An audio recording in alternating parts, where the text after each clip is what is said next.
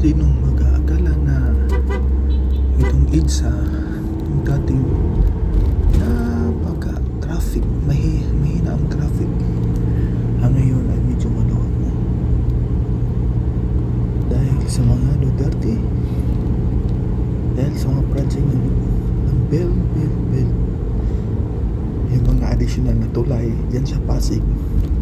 Yun ang dahilan na lumuwag yung traffic sa EDSA. Pero minsan di maiwasan, may mga portion na medyo hindi pa mabilis yung traffic, pero hindi kagaya dati na sobrang hina yung traffic. O tingnan nyo, ito dito sa portion na to medyo mahina kasi maraming pumapasok at konti lang ang area, daanan compare sa volume ng sasakyan. Ayan, dito na portion ay yun ang Buendia Road, punta dun sa kanan Buendia.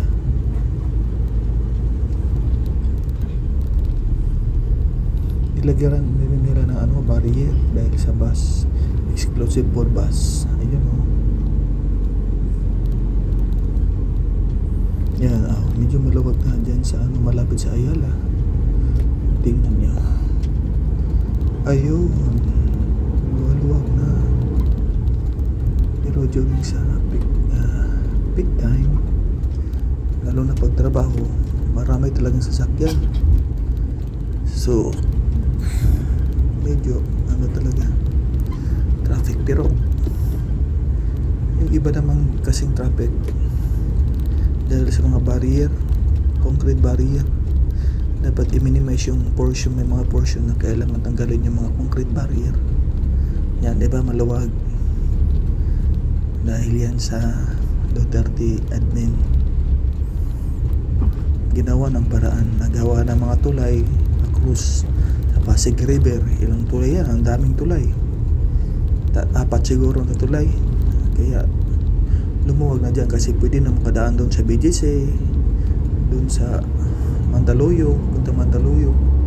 So maraming tulay, kaya dagdag na tulay, kaya lumuwag na yung traffic, medyo mabilis na. Tingnan mo, luwag.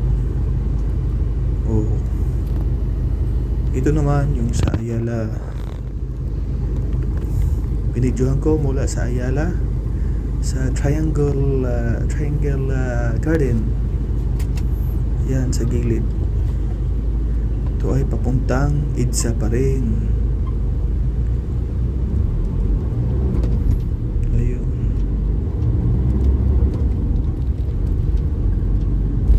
Kaya yung mga hindi makagala, note lang. Panood lang dito para at least para rin kayo nakagala. Ito ay sa Ayala Avenue. Ayala Avenue papunta ng Glorieta, going to EDSA. Ayun o, yung portion na yan, yung may mga taas na mga building, harap yan ng Glorieta. Yun, dadaan lang tayo dyan papuntang EDSA. So makita natin ang EDSA.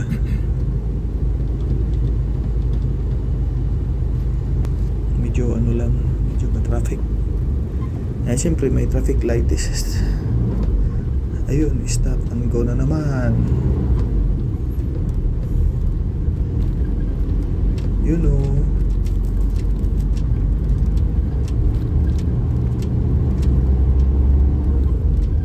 Yan, dyan sa bandang Glorieta yan. Pagdating sa overpass, papasok tayo ng EDSA. Yan, ang Makati.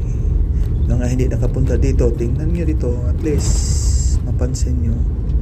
Kasi ng iba hindi naman makapunta dito kasi wala namang gagawin na baga. Kailangan dyan, except kung gala-gala ka lang. Yung mga nasa probinsya, ayun, ito yung Makati, part na Makati. Ito naman yung malapit sa Ayala 1 or Glorieta 1, 2, 3 and 4. So dadaan lang tayo dito. Ito ay katabi lang na ano yung sa EDSA. Ayun. Diretso tayo. Yun, Juan Ayala. Yun ang Juan Ayala building. Diretso papuntang ano EDSA yan.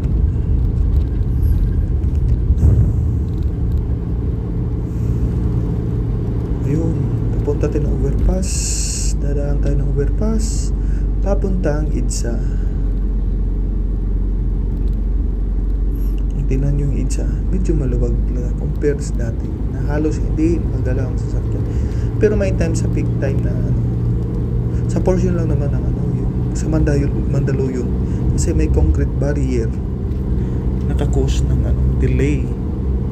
Dapat may portion na tanggalan yung concrete barrier para sa sobrang volume ng sasakyan ma-accommodate pa rin, kasi hindi naman laging yung dinaanan ng bus, hindi naman laging mayroong bus. So dapat tanggalin lang, lagyan lang ng broken line, pagka temporary na yellow ang kulay para aware ang mga motorista. Yung may paliko ng ano, San Juan, doon ang ano, before on that doon ang traffic nakakos ng, dapat yung mga barrier dito, napakahaba ng barrier, dapat tanggalin yun. Dapat ang barrier doon portion dahil sa sobrang sasakyan. Dapat ang barrier ng bus nasa ano lang, mga 200 meters, hindi yung sobrang haba. Ito na yung EDSA, di ba? At least mabilis yung takbo ng trafiko. Oh, yung mga ano naman, mga nanonood dyan na at least mapansin yung EDSA na hindi makapunta dito, subscribe naman. Salamat, hanggang dito lang.